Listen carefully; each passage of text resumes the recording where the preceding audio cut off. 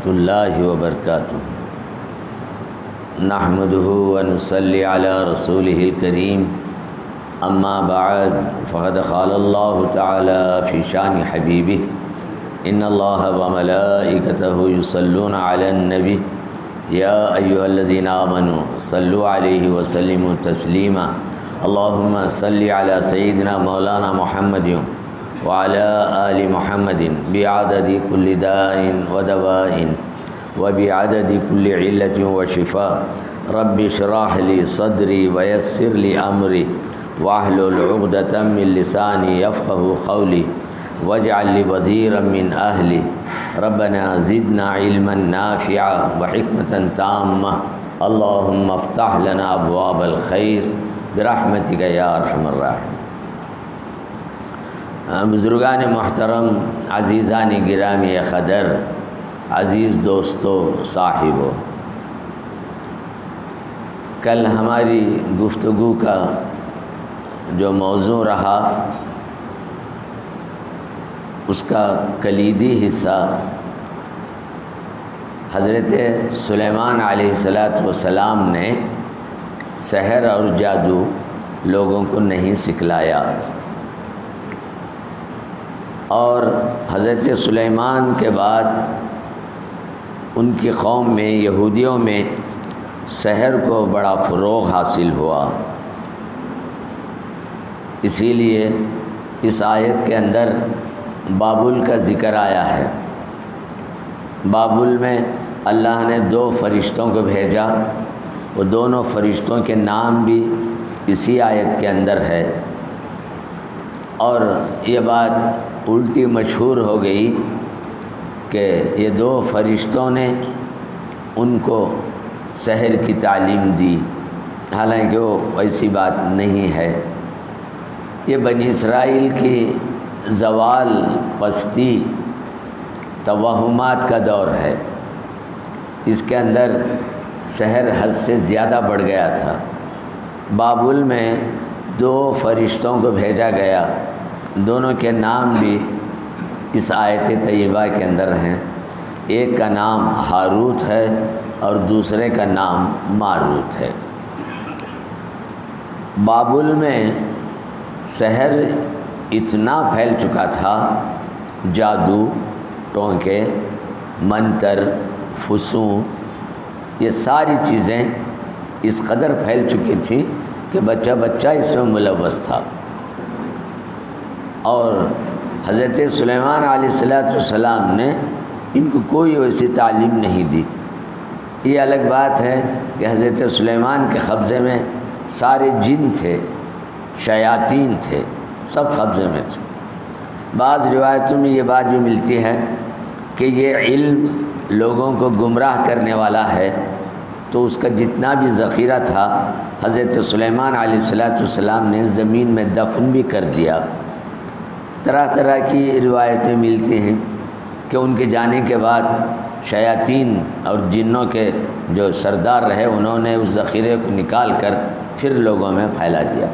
کل میں نے یہ بات آپ حضرات کے سامنے نقل کی تھی کہ سحر اس قدر پھیل چکا تھا، وہ روایت اس کے صحت پر کوئی یقینی بات نہیں ہے، لیکن اتنی بات ضرور ہے کہ اس کے اندر جو بات کہی گئی ہے اس سے وہاں سحر کے زیادہ پھیلنے کی طرف اشارہ مل جاتا ہے کہ ایک چھوٹا سا بچہ تھا، بچے تک سحر میں مبتلا تھے، تو آزمائش کے طور پر جبرائیل علیہ السلام ایک انسانی شکل میں پہنچے اور پوچھے، تم تو سحر وغیرہ بہت کچھ جانتے ہو، ذرا بتلائیے کہ اس وقت جبرائیل کہاں ہیں؟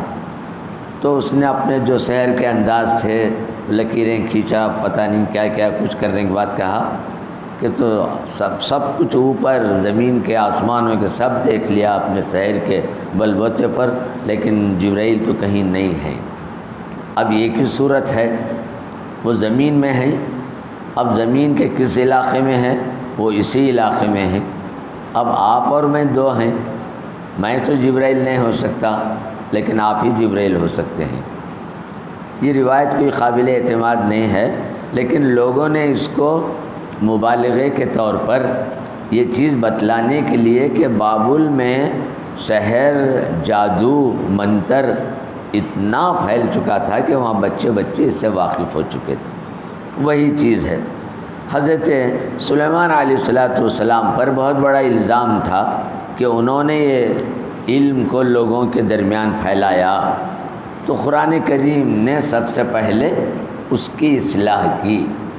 کئی سالوں کے بعد ان کے اوپر جو الزام تھا وہ ہٹا دیا گیا۔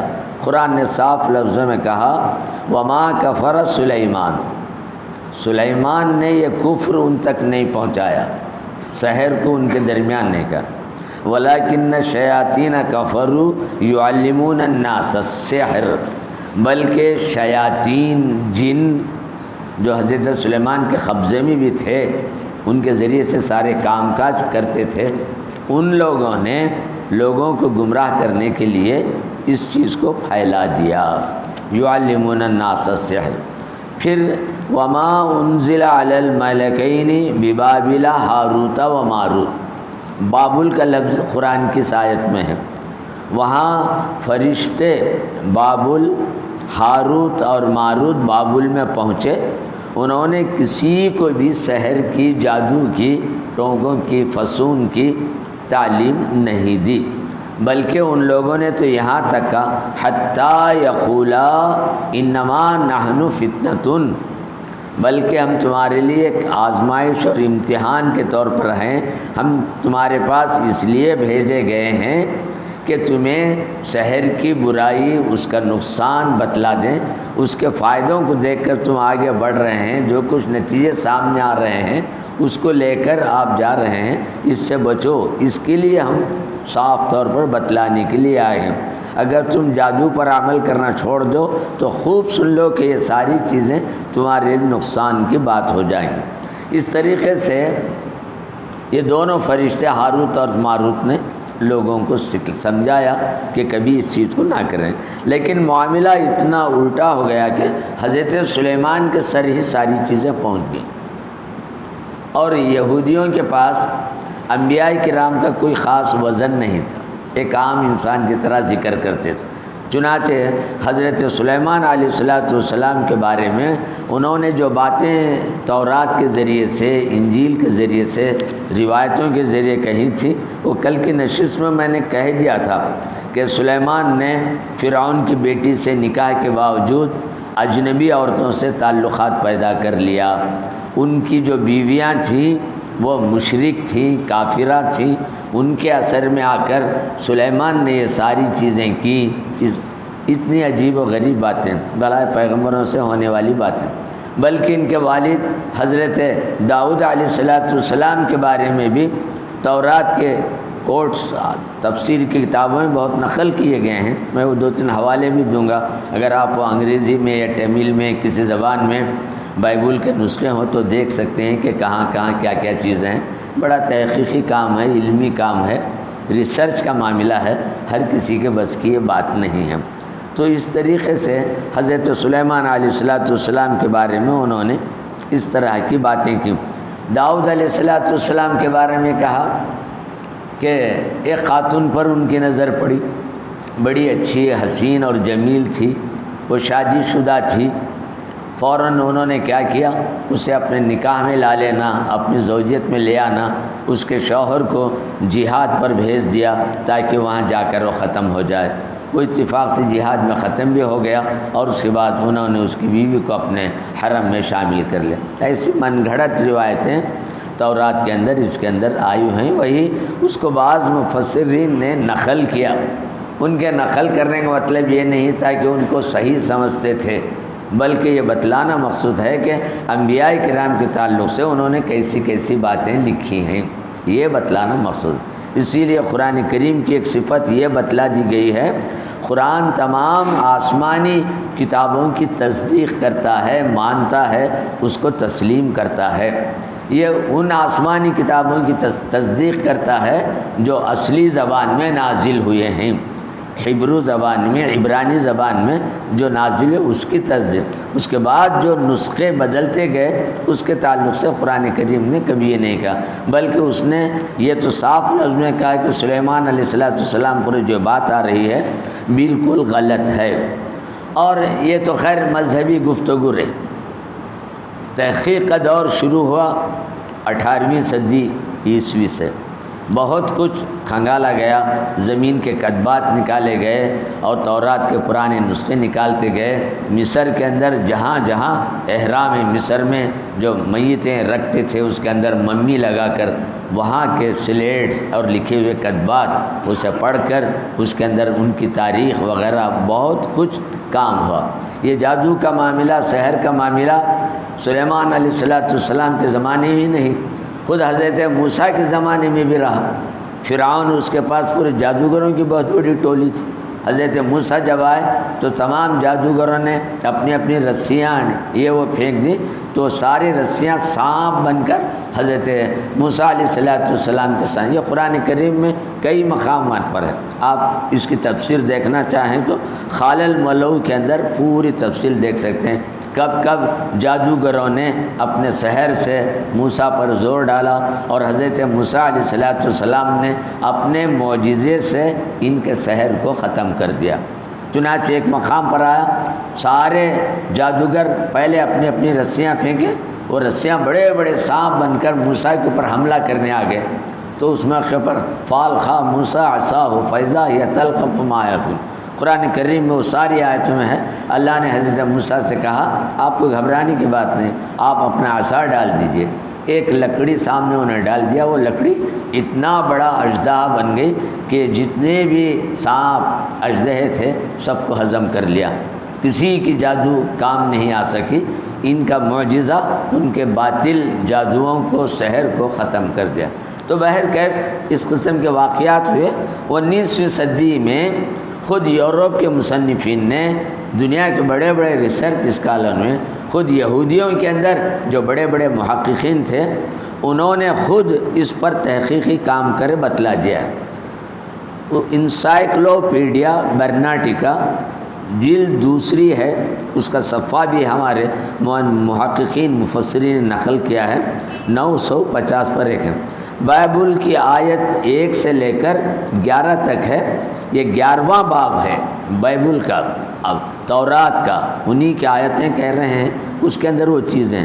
تو انہوں نے لکھا سلیمان علیہ السلام موحد تھے۔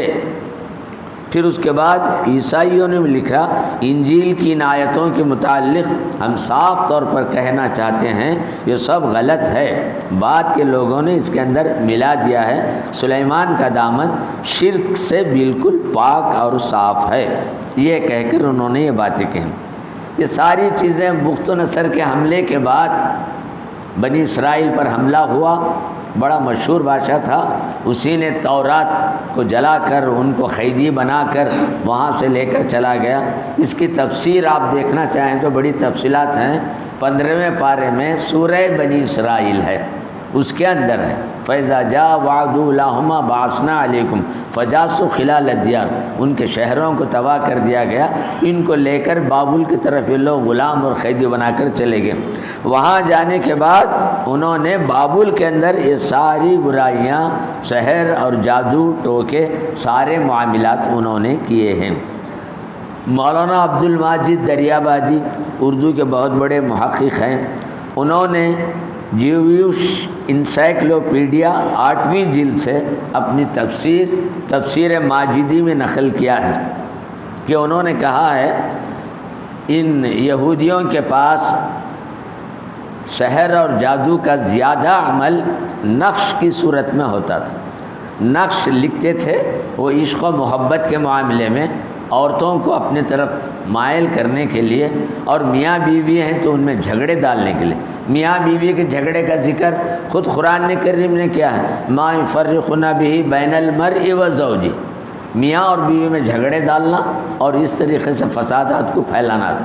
تو مولانا عبد الماجد دریابادی نے لکھا ہے خاص طور پر وہ نقش سلیمانی، یہ نقش سلیمانی آج بھی مشہور ہے، بہت سے لوگوں کے پاس جو عملیات کرنے والے ہیں ان کے پاس یہ کتابیں وغیرہ ہیں، نقش سلیمانی، اس کے اندر کچھ چیزیں آ گئیں۔ تو بہرکیف اس قسم کی ساری چیزیں تھیں، قرآن کریم نے اس کو باطل کر دیا۔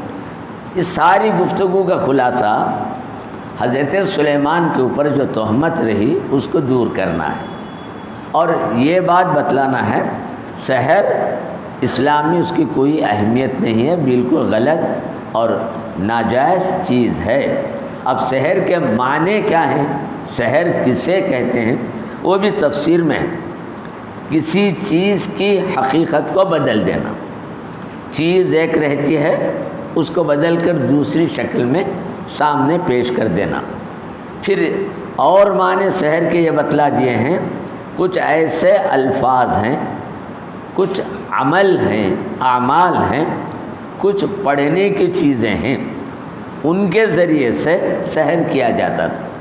کچھ اعمال، کچھ چیزیں اور کچھ منتر اور فسوں کے جملے کلمات تھے جو یہودیوں کے پاس 4000 سال کے بعد سے برابر چلے آ رہے تھے۔ ان کی 4000 سالہ تاریخ کے اندر سحر اور جادو کا زیادہ زور سلیمان علیہ السلام کے بعد ہوا، اس سے پہلے یہ چیزیں ان کے اندر نہیں تھیں۔ تو سحر یہی ہے، چیز ایک رہے گی، اس کا اثر دوسرے انداز سے ظاہر ہوگا۔ اب آپ سوچیں گے کہ وہ سحر آخر ہے کیا، اللہ نے اس کو کیوں پیدا کیا، جس کے نئے سے نتائج سامنے آ رہے ہیں۔ تو اس کے تعلق سے خود رسول اکرم صلی اللہ علیہ وسلم کے زمانے میں بھی سحر کی بات آئی تھی۔ وہ بات یہ تھی کہ کچھ لوگوں نے بتلا دیا کہ فلاں آدمی کو کچھ عجیب و غریب کیفیت تھی، ہم نے یہ منتر پڑھ کر پھونک دیا تو آدمی اچھا ہوا۔ حضور اکرم صلی اللہ علیہ وسلم نے کہا وہ منتر کیا ہے میرے سامنے پیش کرو، کیا کلمات ہیں، وہ کیا عمل ہے، تم کیسے اس کے اوپر عمل کیے۔ تو ان لوگوں نے بتلا دیا ہم نے یہ پڑھ کر ایسا کیا۔ تو حضور اکرم صلی اللہ علیہ وسلم نے کہا اس کے اندر کوئی شرک یا جملے نہیں ہے، تم اس کو کر سکتے ہو۔ تو گویا یہ بتلا دیا جہاں اچھے کلمات ہیں، رحمان اور رحیم اللہ کے صفات پر کوئی ایسی چیز ہے تو وہاں کرنے کی گنجائش ہے، وہ کر کے تم کسی کے سحر کو، جادو کو تم باطل کر سکتے ہو، یہ مانا۔ حضرت امام اعظم ابو حنیفہ کا ایک قول پیش کر کے کہ سحر ایک حقیقت ہے، اس کا انکار ہمیں نہیں کرنا چاہیے۔ امام اعظم ابو حنیفہ نے کہا ہے، ان کے جملے کہہ دیتا ہوں، والمشہور عنہ ان الساحر یقتل مطلقا، سحر کی کوئی گنجائش نہیں، یہ بہت بڑا گناہ ہے کبیرہ ہے، اگر کوئی سحر کر رہا ہے تو اس کو قتل کر دینا چاہیے، یہ ایسا شخص ہے کہ اللہ اس کی توبہ بھی قبول نہیں کرے گا، یہ کہہ کر حضرت امام اعظم ابو حنیفہ نے کہا۔ اب سحر بڑی نازک چیز ہے، سحر اور معجزہ انبیاء کرام سے ہوتا ہے، وہ بھی عقل میں آنے والی چیز نہیں، لیکن معجزہ حق ہے اور اس کے اندر خیر ہے اور اس کے اندر درستگی ہے۔ سحر یہ باطل ہے، یہ گناہ ہے اور اس کے ذریعے نقصان ہے، اس کے اندر کوئی خیر نہیں۔ اب آپ دیکھیں گے کہ خود رسول اکرم صلی اللہ علیہ وسلم پر بھی سحر کے اثرات ہوئے ہیں۔ اب یہ اس زمانے کی بات ہے جب کہ حضور اکرم صلی اللہ علیہ وسلم سن 6 ہجری میں حدیبیہ سے واپس آئے، تو 7ویں صدی ہجری میں سرکار دو عالم صلی اللہ علیہ وسلم مکہ مکرمہ سے مدینہ طیبہ آ گئے۔ مدینہ طیبہ آنے کے بعد آپ صلی اللہ علیہ وسلم پر یہودیوں کی دشمنی بہت بڑھ گئی، اتنی بڑھ گئی کہ وہ لوگ سوچنے لگے کہ آخر ان کا توڑ کیسے کرنا چاہیے، کیسے ان کو نقصان پہنچانا چاہیے۔ چنانچہ یہودیوں کی ایک جماعت سیدھے مدینہ منورہ میں ایک لبید ابن عاصم، یہ نام یاد رکھیے، جس نے جادو کیا تھا اس کا یہ نام تھا، اس کے پاس گئے، کہنے لگے محمد صلی اللہ علیہ وسلم کو ہم کسی میدان میں بھی شکست نہیں دیکھ سک رہے ہیں، سیاسی اعتبار سے بھی نہیں، اخلاقی اعتبار سے بھی نہیں، وہ آنے کے بعد پورا انہی کا غلبہ ہو گیا، مدینے میں وہی غالب آ چکے ہیں، انہی کی ریاست قائم ہو چکی ہے، حتیٰ کہ بہت سارے قبیلے والے بھی ان کی طرف چلے گئے ہیں۔ ہم کئی جادوگروں کے پاس گئے، کئی کاہنوں کے پاس گئے، نجومیوں کے پاس گئے، ساحروں کے پاس گئے، جو کچھ کرنا تھا کیا، لیکن کسی کا جادو ان کے اوپر چل نہیں سکا، ان پر کوئی اثر نہیں ہوا۔ تمہارا یہ ایک نام اتنا بلند ہے، ہم تمہارے پاس آئے ہیں، ہم تم جو چاہے جو مانگو ہم دینے کے لیے تیار ہیں، ان پر ایسا سحر کرو کہ ان کی تاریخ ہی، ان کی زندگی ہی بدل جائے۔ تو لبید نے کہا کہ اچھی بات ہے، میں اس کو انجام دوں گا۔ لبید بہت بڑا جادوگر تھا مدینہ طیبہ کے اندر، قبیلہ بنو زریخ میں وہ رہتا تھا۔ اس نے بڑی حکمت عملی سے ایک یہودی لڑکا، کم عمر بچہ تھا، زیادہ بڑا بھی نہیں چھوٹا بھی نہیں، حضور کے گھر جانا آنا تھا، حضور کی خدمت کرتا تھا، رسول اللہ صلی اللہ علیہ وسلم بڑی محبت اور شفقت سے پیش آتے تھے۔ یہودی تھا لیکن اس کے ساتھ یہ یہودی ہے کوئی اس قسم کا حضور تو کسی یہودی، کسی مشرک، کسی عیسائی کے ساتھ نفرت یا حقارت کا ایسا کوئی معاملہ، بلکہ اس لڑکے کو جو ذرا کم عمر تھا اپنے گھر میں بے تکلف بلاتے تھے، کام کاج بھی کرتے تھے، وہ حضور کی خدمت بھی کرتا تھا۔ لبید نے اس بچے کو اپنے قبضے میں لے لیا، کہا کہ محمد صلی اللہ علیہ وسلم کنگھی زیادہ کرتے ہیں، اس کا ہمیں علم ہے، سر میں تیل بھی ڈالتے ہیں، یہ بھی ہمیں علم ہے، تم اس طاق میں رہو کہ اگر ان کی کنگھی جو کی ہوئی ہے وہ ٹوٹی ہوئی کنگھی ہو یا صحیح کنگھی ہو، کسی طریقے سے وہ کنگھی آپ حاصل کر لو۔ اور حضور اکرم صلی اللہ علیہ وسلم کی خاص کنگھی تھی، چنانچہ حضور جب سفر میں جاتے تھے تو حضرت عائشہ صدیقہ رضی اللہ تعالیٰ عنہ کچھ ضروری چیزیں ایک بیگ میں ڈال کر سب یہ کر کے دیتی تھیں، اس میں تیل بھی ہوتا تھا، کنگھی بھی ہوتی تھی۔ تو اب اس لیے لڑکے کو کس طریقے سے اپنے قبضے میں لے لیا، اور اس بچے نے حضور کی جو استعمال کی ہوئی کنگھی تھی وہ حاصل کیا، ٹوٹی ہوئی کنگھی تھی، اور کچھ بال زلف تھے، وہ بال اس کو بھی حاصل کر لیا، یہ لے جا کر اس نے لبید ابن عاصم کو دے دیا۔ لبید ابن عاصم اتنا بڑا جادوگر تھا کہ اس کی بیٹیاں تھیں، بیٹیاں بھی باپ سے آگے تھی جادو، پورا خاندان اسی قسم کا تھا۔ چنانچہ انہوں نے اس پر عمل کیا، عمل کرنے کے بعد اس عمل کے 6 ماہ کے بعد حضرت صلی اللہ علیہ وسلم پر اس سحر کا، اس جادو کا اثر ہوا۔ وہ اثر اس انداز سے تھا کہ آپ ایک مغموم اور مایوس رہتے، ایک گھلے گھلے ہوئے نظر آتے تھے، یہ کیفیت تھی رسول اکرم صلی اللہ علیہ وسلم کی، اس قسم کا تھا معاملہ۔ سرکار دو عالم صلی اللہ علیہ وسلم اور آپ کے اوپر کوئی زیادہ ویسا اثر نہیں تھا، چنانچہ 40 دن تک یہ کیفیت آپ کے اوپر رہی۔ آخر کے 3 دن اس قسم کے رہے کہ سرکار دو عالم صلی اللہ علیہ وسلم ذرا تکلیف محسوس کر رہے تھے۔ علامہ سیوطی نے یہ حضور کی جب سحر کے اثرات آپ پر زیادہ ہوئے تو کیا طبیعت تھی، علامہ سیوطی کے الفاظ ہیں، حدیث کے جملے، کان النبی یذوب، سرکار دو عالم صلی اللہ علیہ وسلم ایسے معلوم ہو رہا تھا اندر ہی اندر گھل رہے ہیں۔ گھلنے کا مطلب جیسے کوئی آدمی کسی پریشانی میں اپنے آپ میں گھلا جاتا ہے، غم سے، مایوسی کی کیفیت یہ تھی۔ یہ کیفیت زیادہ نہیں تھی، صرف 3 دن تک رہی۔ ولا یدری ما وجہہ، رسول اکرم صلی اللہ علیہ وسلم کو خبر ہی نہیں کہ یہ کیا وجہ سے ہو رہا ہے، کیوں ہو رہا ہے، آپ بھی اس کو سمجھ نہیں پا رہے تھے کہ کیا معاملہ۔ یہ اللہ تبارک و تعالیٰ کی حکمت اور مرضی ہے، یہاں ہمیں یہ جملے نہیں استعمال کرنا چاہیے۔ پیغمبر کو تو اللہ نے سب کچھ دے دیا ہے، کیا یہ آپ کو اتنا نہیں معلوم ہوا کیا؟ اپنے آپ میں کیوں گھلے، کیا وجہ ہے کہ مغموم کیوں رہے، ان چیزوں سے احتیاط برتیے۔ یہ صحیح حدیث اس میں ہے، امام بخاری اور دیگر محدثین نے بھی نقل کی۔ حضور کی یہ کیفیت یہ تھی، سرکار دو عالم صلی اللہ علیہ وسلم۔ اب اس کے بعد حضرت صلی اللہ علیہ وسلم نے جب تکلیف زیادہ محسوس ہوئی تو حضرت عائشہ سے بیان کیا، پتہ نہیں میری طبیعت میں ایک عجیب کیفیت ہے، اپنے آپ میں گھلا جا رہا ہوں، مجھے خود نہیں معلوم ہے مجھے ایسا کیوں ہو رہا ہے۔ جس دن یہ بات حضرت عائشہ کے سامنے کی، اسی دن اس رات میں جب آپ عشاء کی نماز پڑھ سو گئے تو حضور اکرم صلی اللہ علیہ وسلم نے خواب دیکھا۔ خواب میں منظر دیکھ رہے ہیں کہ آپ کے سرانے ایک آدمی ٹھہرا ہوا ہے، آپ کے پیروں کے پاس ایک آدمی ٹھہرا ہوا ہے۔ پیروں کے پاس ٹھہرا ہوا آدمی سرانے ٹھہرے ہوئے آدمی سے خطاب کر کے کہہ رہا ہے، تمہیں معلوم ہے ان صاحب کو کیا ہوا ہے؟ تو ادھر سے وہ صاحب کہہ رہے ہیں ان پر سحر کیا گیا ہے۔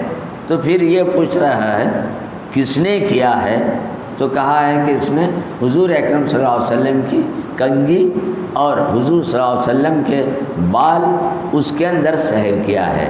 پھر ادھر سے وہ جواب دے رہے ہیں کس نے کیا ہے؟ تو لبید ابن عاصم نے کیا ہے۔ کہاں کیا ہے؟ تو اس طریقے سے ان کو بول رہا ہے، وہ ان کو بول رہا ہے۔ یہ حضور اکرم صلی اللہ علیہ وسلم لیٹے ہوئے ہیں، آپ کو یہ چیز سنائی دے رہی، خواب کا منظر ہے۔ تو اس کے بعد سرانے جو تھے انہوں نے کہا قبیلہ بنو زریق کے علاقے میں ایک کنواں ہے، اس کا پانی کوئی زیادہ گہرا نہیں ہے، اس کنویں کے اندر بالکل آخری حصے میں تہہ میں ایک چٹان میں ایک غلاف کے اندر وہ چیزیں لپیٹ کر سحر کر کے رکھ دی گئی ہیں۔ یہ بات تو نیند سے حضور اکرم صلی اللہ علیہ وسلم بیدار ہونے کے بعد حضرت عائشہ صدیقہ رضی اللہ تعالیٰ عنہ کے سامنے خواب بیان کیا۔ بعد میں یہ بھی بتلایا خواب میں جو دو آدمی تھے یہ کوئی آدمی نہیں تھے، ایک جبرائیل تھے، ایک حضرت میکائیل تھے۔ میکائیل کا تعلق بارش سے ہے، یہ سحر جو کیا گیا ہے وہ بھی پانی ہی میں کنویں کے اندر ہے۔ اس طریقے سے دو فرشتوں کا نام نبی اکرم صلی اللہ علیہ وسلم نے لیا۔ حضرت عائشہ نے کہا یا رسول اللہ اس کے بارے میں اب کیا کرنا ہے؟ نہیں، اللہ تبارک و تعالیٰ نے وحی نازل فرما دی ہے، اس کے لیے دو صورتیں اللہ نے اتار دی ہیں۔ فوراً کہا کہ حضرت علی کو بلاؤ اور دوسرے حضرت عمار ابن یاسر اور ایک صحابی، تین صحابی کا نام اس تفسیر میں ملیں گے، آپ کسی بھی تفسیر میں لیجیے۔ ایک زبیر ہے، یہ تین صحابہ کو آپ نے بلایا۔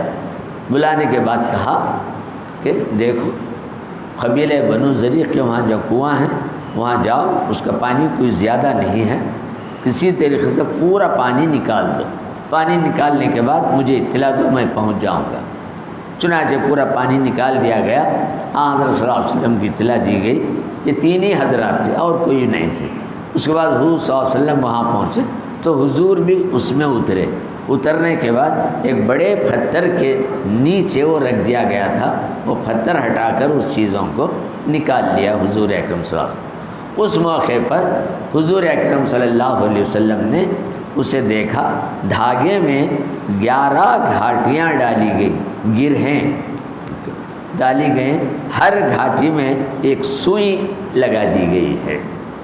تو حضور اکرم صلی اللہ علیہ وسلم 11 آیتیں پڑھے، قل اعوذ برب الفلق پڑھتے اور ایک سوئی نکالتے، من شر ما خلق، اس طریقے سے قل اعوذ بالفلق کا پورا سورہ، قل اعوذ برب الناس کا پورا سورہ پڑھا اور 11 آیتیں 11 سوئیاں آپ نے نکال دیے۔ نکال دینے کے بعد آپ نے ایسا محسوس کیا ہے گویا بالکل طبیعت کے اندر ایسی بشاشت آ گئی، کوئی بندھا ہوا آدمی کو کھول دیا گیا ہو، یہ کیفیت حضور نے محسوس۔ اس تک جیسے یہ معاملہ ہوا حضور کے وہاں پہنچنے کی اطلاع ہوئی تو اور صحابہ بھی وہاں پہنچ گئے۔ پہنچنے کے بعد حضرت صلی اللہ علیہ وسلم نے یہ حضرات کے سامنے لبید ابن عاصم اور اس یہودی لڑکے کا ذکر کیا، اس بچے کے ذریعے سے انہوں نے ایسا کیا ہے۔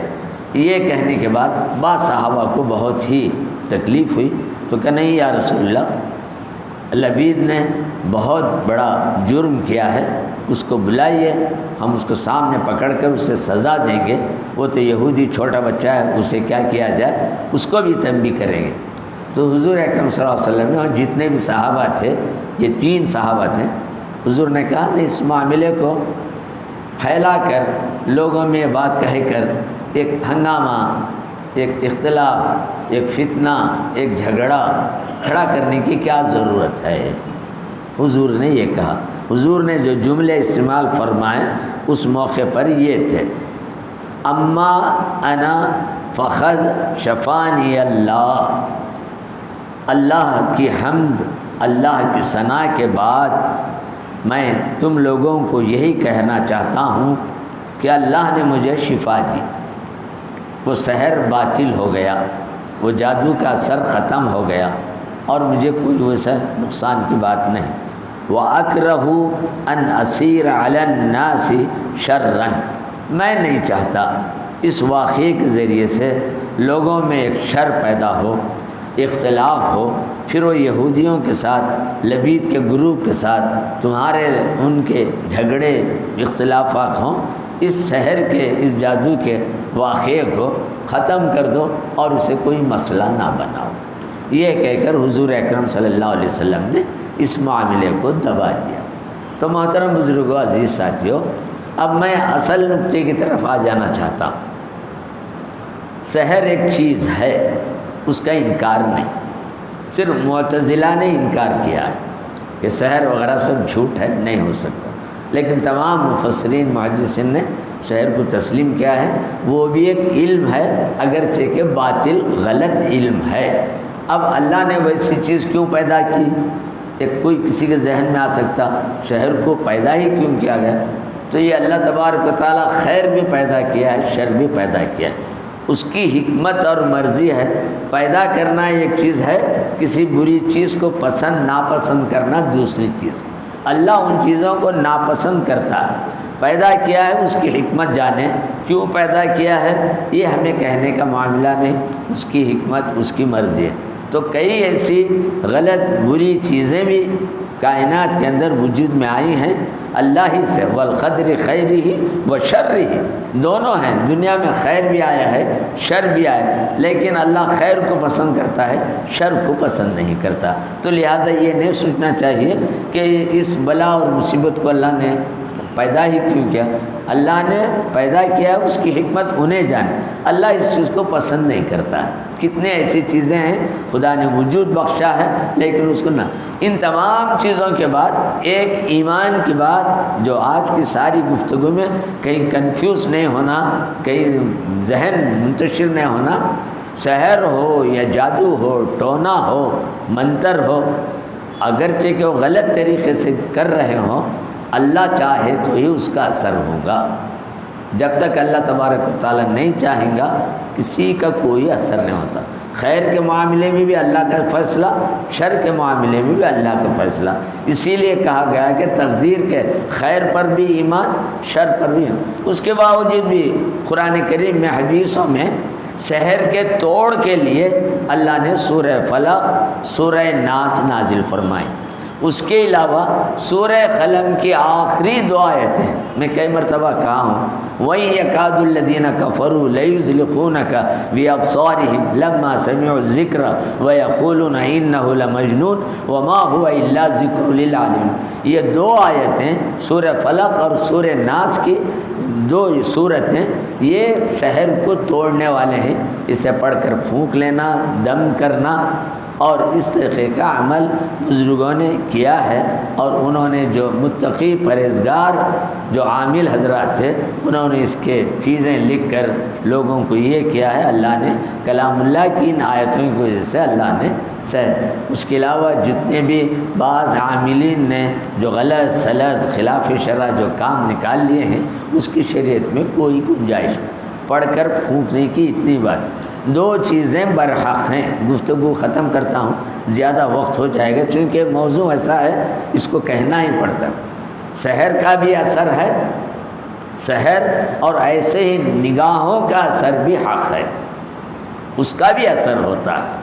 چنانچہ حدیثوں میں ایک واقعہ ملا ایک جہاد کے موقع پر صحابہ کرام ایک جگہ ٹھہرے ہوئے تھے، ایک صحابی انتہائی خوبصورت، وہ نہانے کے لیے کسی مقام پر گئے اور اپنے کپڑے اتار کر نہا رہے تھے، تو ایک دوسرے صحابی ادھر آئے، ان کی نظر پڑی، نظر پڑتے ہی انہوں اتنے تعجب ہو گئے، اتنا حسین نوجوان، بدن میں وہ کشش ہے، چہرے میں یہ ہے، حیرت کے ساتھ دیکھنے لگے، دیکھے اور چلے گئے، ان کو خبر بھی نہیں وہ دیکھ کر جا رہے ہیں، یہ بھی ہے۔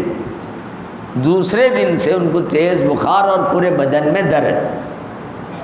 رسول اللہ صلی اللہ علیہ وسلم نے ان کو پوچھا کیا بات ہے، وہ نظر نہیں آ رہے، 2-3 دن ہو گئے، انہیں ان کو بخار ہے، نہیں آ رہے، تو حضور اکرم صلی اللہ علیہ وسلم کو اللہ نے وحی کے ذریعے اس کی اطلاع دی تھی، تو فوراً آپ صلی اللہ علیہ وسلم نے اس صحابی کو بلایا جنہوں نے ان کو دیکھ کر اس طرح کی نظر ڈالی تھی، تو ان کو بلا کر کہا کیا تمہیں اچھا ہے کہ تمہیں اپنی نگاہوں کی وجہ سے یا کچھ ایسے ویسے جملے بول کر کسی کو تکلیف دیں؟ تو حیران رہ گئے، کہا یا رسول اللہ میں کسی کو کچھ تکلیف نہیں دیا، یہ کیا بات ہے، سمجھ کیا یہ ایسی بات نہیں ہوئی، فلاں صاحب نہ رہے تھے، تم نے ان کے اوپر نظر ڈالی دیکھ کر اس قسم کی بات کی؟ تو جب ان کی یاد آئے، ہاں یا رسول اللہ میں بہت ہی اس تعجب میں پڑ گیا ان کے بدن کی کشش کو، جاذبیت کو، حسن کو دیکھ کر میں نے ایسے جملے کہہ دیے، تمہاری نگاہوں کا اثر ہوا، لہٰذا تمہیں اس کا توڑ یہی ہے، تم جاؤ وضو کرو، وضو کا پانی لے جا کر ان کے بدن پر چھڑک دو۔ چنانچہ وہی وضو کا پانی لے جا کر ان کے بدن پر چھڑک دیے، تو اس کے بعد ان کی طبیعت بحال ہوئی، بخار چلا گیا۔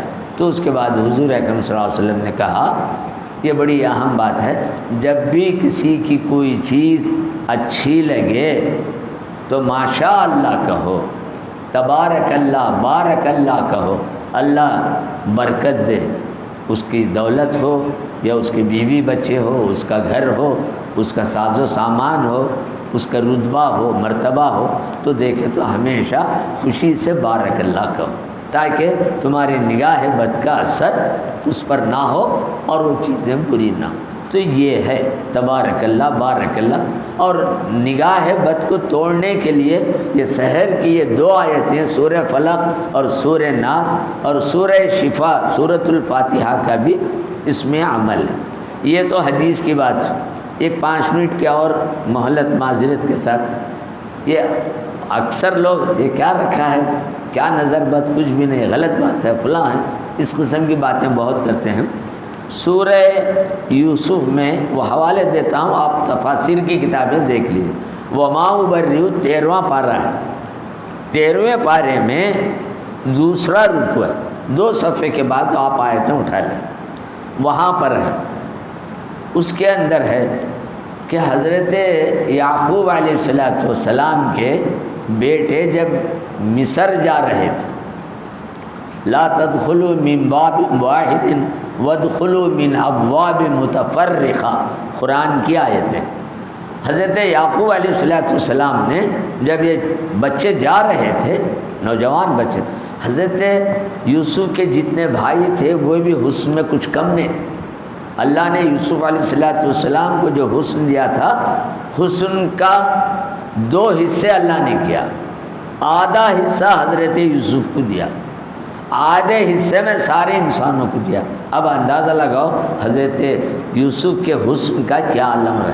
حضرت یوسف میں جتنا حسن تھا وہی حسن قریب قریب اس درجے کا تو نہیں، اتنا نہیں، اس کا بہت بڑا حصہ ان کے 9 بھائیوں کے اندر بھی تھا، وہ بھی حضرت یوسف کے جیسے ہی تھے، اتنا ہی حسن۔ جب یہ مصر میں جا رہے تھے تو یعقوب علیہ السلام نے کہا لا تدخلوا من باب واحد، اے میرے بچوں ایک ہی دروازے سے تم مصر میں مت جاؤ، الگ الگ دروازوں سے جاؤ، کہیں تم سب مل کر جائیں تو کہیں ایسا نہ ہو کہ لوگوں کی نظریں تم پر پڑیں اور اس نظر کی وجہ سے تمہیں نقصان ہو۔ وما یغنی عنکم من اللہ شیء، لیکن یہ میری ایک کوشش اور تدبیر ہے، اس تدبیر سے تم اپنے آپ کو بچا لے سکتے ہو لوگوں کی نظروں سے بد نگاہی سے، اس کے برے اثرات سے۔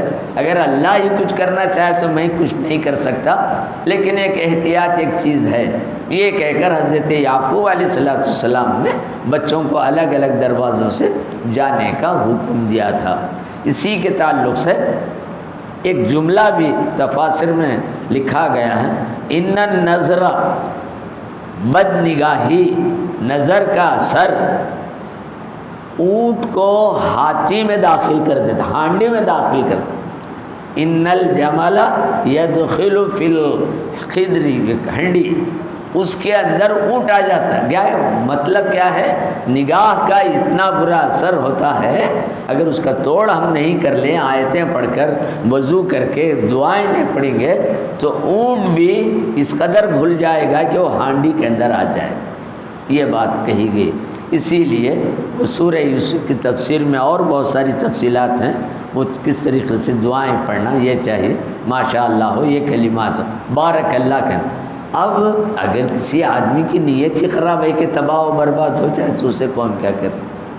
لیکن بتلا دیا ہمارے بزرگوں نے قرآن کی حدیثوں میں، آیتوں میں، کہ ہر ایک کی چیز کی بقا اور سلامتی کے لیے اچھے جملے نکالو، تمہاری وجہ سے کسی کا نقصان نہ ہو۔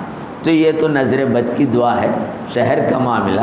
یہ چیزیں بڑی نازک اور پیچیدہ، عقلی اعتبار سے بھی الجھن میں پیدا کرنے والی ہوتی ہیں۔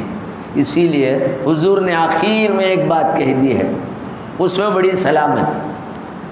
آپ فرماتے ہیں اذا ذکر القدر فانصتوا، تقدیر کے معاملے میں مت الجھو، تقدیر کو تم سمجھ نہیں سکو گے۔ تقدیر کیا ہے؟ پہنچتے پہنچتے اللہ تک چلے جائیں گے، اچھی ہو بری ہو، کہیں ایسا نہ ہو کہ لکھا وہی ہے، ہم کیا کر لے سکتے ہیں، برا کرے تو بھی ہماری تقدیر میں ہم برا کریں، اس قسم کی گمراہی آ جاتی۔ تقدیر کے بارے میں غور و فکر نہ کرو۔ ایک موقع پر صحابہ کچھ گفتگو کرتے ہوئے بیٹھے تھے تقدیر کے بارے میں، حضور کا چہرہ بدل گیا، قریب آ کر کے کیا یہی ایک موضوع تم نہ رہ گیا ہے؟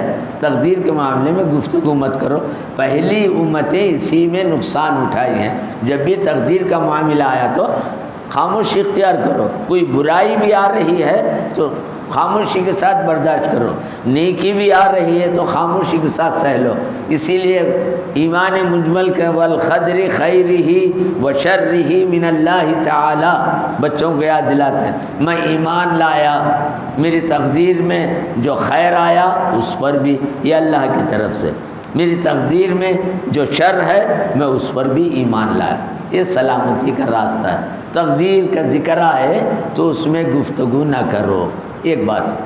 پھر دوسرا معاملہ قدر کے جیسا یہ ہے، ان اذا ذکر النجوم فانصتوا، نجوم اور ستارے، ستاروں کا تعلق شہر سے بڑا گہرا ہوتا ہے، اور جتنے بھی سیارے ہیں، ستارے ہیں، فلکیات ہیں، ایک علم ہے، پامسٹری وغیرہ آج بہت کچھ پھیل رہا ہے، وہ ہے تمام چیزیں۔ اسلام نے اس کو اہمیت نہیں دیا کہ وہ چیزیں دیکھ کر کام کرو، اس پر ایمان رکھو، ذکر آیا تو بھی خاموش رکھو، اچھی چیز بھی سامنے ہے۔ کذب النجوم ولو صدقوا، نجومی ستاروں کے ذریعے کوئی صحیح بات ہی بتلا دیا، وہ بات تم نے دل کو بھی لگی، اچھی بھی لگی تو اسے بھی جھوٹا سمجھو۔ کیسا حضور بچا رہے ہیں ایمان کے لیے، اذا ذکر النجوم فانصتوا، جب نجوم کا، ستاروں کے اثرات کا، فلکیات کا ذکر آئے تو اس میں اچھی چیزیں بھی آئیں گے، نقصان کی بھی چیزیں آئیں گے، اس معاملے میں اپنی زبانوں کو بند رکھو، ہر حال میں خیر اور شر اللہ کی طرف سے ہے یہ کہہ کر خدا کی طرف چلے جاؤ۔ پھر تیسری بات اس حدیث میں حضور نے اذا ذکر اصحابی فانصتوا، جب بھی میرے صحابہ کا ذکر آ جائے، ان کی برائی بیان کرے، انہوں نے ایسا کیا، انہوں نے یہ کیا، معاویہ نے ایسا کیا، سفیان نے ایسا کیا، انہوں نے ایسا کیا، وہ چیزیں سن کر بھی تم خاموشی اختیار کرو، کسی صحابی کے اوپر برا بھلا مت کہو۔ اگر کسی صحابی کو تم برا کہہ رہے ہیں تو وہ گویا تم مجھے برا کہہ رہے ہو۔ اسی لیے حضور نے کہا صحابہ کا ذکر خیر کے ساتھ کرو، اگر کوئی کمزوری تمہارے عقل کے اعتبار سے نظر آ رہی ہے تو زبانوں کو بند رکھو۔ یہ 3 باتیں آخر میں نے اس لیے رکھا، یہ ٹاپک بہت ہی نازک پیچیدہ، بڑے بڑے علماء ہو، عقلاء ہو، فلاسفہ ہو، سب کے قدم ڈگمگا جاتے ہیں، بڑا نازک سبجیکٹ ہے۔ یہ آخر کی جو 3 حدیث میں نے 3 باتیں جو حدیث کے بتلائے ہیں اسی کو اختیار کرو۔ نظر بد کے لیے جو آیتیں ہیں، یہ کسی نے جادو وغیرہ کیا ہے، اس کے جادو اور ٹوک کوئی صحیح طریقے سے شرعی طریقے سے کر رہا ہے تو کر لیجئے، باطل طریقے سے ان چیزوں میں ہرگز مت جائیے، یہ ایمان کے لیے بڑے خطرے کی چیز ہوتی ہے۔ اسی لیے سحر اور جادو سے تمام بزرگوں نے روکا ہے۔ صحابہ کا ذکر آیا تو زبان بند رکھو، تقدیر کا ذکر آ جائے تو زبان بند رکھو، فلکیات اور نجوم کے اثرات کا ذکر آ جائے تو وہاں بھی بند رکھو، اور یہ یقین رکھو خیر بھی ہو یا شر بھی ہو، جو بھی ہے اللہ کی طرف سے ہے۔ اب نظر بد کا اثر توڑنا ہے تو آیتوں کے ذریعے سے ہو، کوئی سحر محسوس ہو رہا ہے تو وہ بھی آیتوں کے ذریعے سے یہ کرو۔ دھوکے باز جاہل پیروں کے ذریعے یہ نجومیوں کے پاس جا کر ان کے من گھڑت باتوں میں الجھ کر، خلاف شرع کاموں میں الجھ کر اپنے ایمان کو، اپنے عقیدے کو مت بگاڑیے۔ یہ میرے اپنے طرف سے ایک گزارش ہے، جو دائرہ صحیح ہے اس کے حد تک رکھو اللہ کی طرف۔ انہی کلمات پر میں آج کی گفتگو کو ختم کر دینا چاہتا ہوں۔ معذرت بھی چاہتا ہوں کہ میں نے آپ کا ذرا وقت لے لیا۔ اللہ تبارک و تعالی ہماری ان باتوں کو قبول فرما لے۔ اللہ تعالی صحیح سمجھ، فکر، ادب، سعادت، ایمان میں پختگی عطا فرمائیں۔ خاص طور پر اللہ ہمارے آنے والے عقل مند یا عقل کے پرستار جو نوجوان ہیں، جو نسل ہیں، اللہ ان کی حفاظت فرمائے۔ اللہ اس رحمت کے عشرے میں ہم سب پر اپنے رحمت کاملہ نازل فرمائے۔ حاضرین پر اے اللہ تو اپنے فضل و کرم سے رحمت نازل فرما۔ حاضرین کے اہل و عیال، بیوی، بچے، ان سب پر رحمت ہو۔ ہمارے کمائیوں میں برکت ہو، ہماری عمروں میں برکت ہو، ہماری صحتوں میں اضافہ ہو، ہمارے ہر کام کے اندر خیر اور بھلائی عطا فرما۔ ہر طرح کے شر سے ہمیں محفوظ رکھ، ہر طرح کے فتنوں سے، ایمان ڈگمگا جانے سے اور بہک جانے سے اللہ ہماری حفاظت فرمائے۔ اور سب سے بڑی بات خاتمہ ایمان پر ہو، یہ سب سے بڑی دولت ہے۔ ہر کسی کو اللہ تعالیٰ کلمے کی موت نصیب فرمائے۔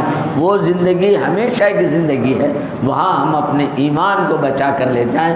اللہ تعالیٰ ہمارے بچوں، ہمارے خاندان جتنے بھی کلمہ گو ہیں، اللہ ان کی آخرت دنیا سے کہیں زیادہ بہتر بنائے۔ آمین بجاہ سید المرسلین وآخر دعوانا ان الحمد للہ رب العالمین۔ سبحان